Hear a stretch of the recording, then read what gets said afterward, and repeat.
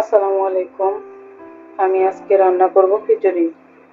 আমি এখানে নিয়েছি পোলাওয়ের চাল, মসুর ডাল।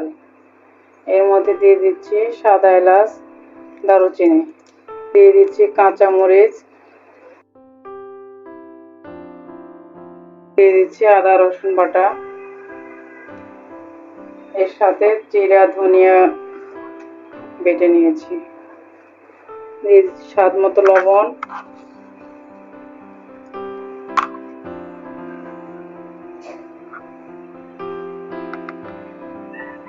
অল্প অল্প পরিমাণের মরিচ গুঁড়া,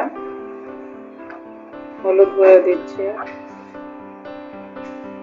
1 চা চামচ পরিমাণের, দিয়ে দিচ্ছি সরিষার তেল।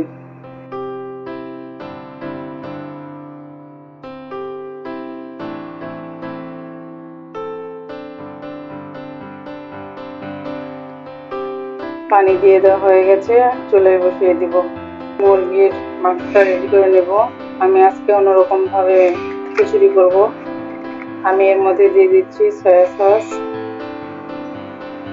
একটু লেবুর রস, একটু মরিচের গুঁড়া, লবণ। ম্যারিনেট করে রেখে দিলাম 10 মিনিটের জন্য। ডিম লাগবে খিচুড়ির জন্য, 2টা ডিম নিয়েছি, একটু লবণ দিচ্ছি, লবণ দিয়ে আমি ফেটে নিচ্ছি। মাংসটায় আমি অফ ক্যামেরায় গোলমরিচ গুঁড়ো দিয়েছি, মনে ছিল না। চুলায় প্যান বসিয়েছি, দিয়ে দিচ্ছি তেল। এখন দিয়ে দিব ম্যারিনেট করে রাখা মুরগির মাংস। মুরগির মাংস ভেজে নিয়েছি লাল লাল করে। এখন দিয়ে দিব এর মধ্যে ডিম।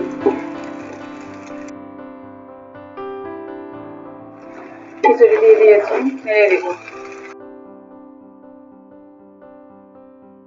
খিচুড়িটা হয়ে গেছে। এই খিচুড়িটা কিন্তু অনেক মজার। হয়ে গেছে আমার খিচুড়ি। আল্লাহ হাফেজ।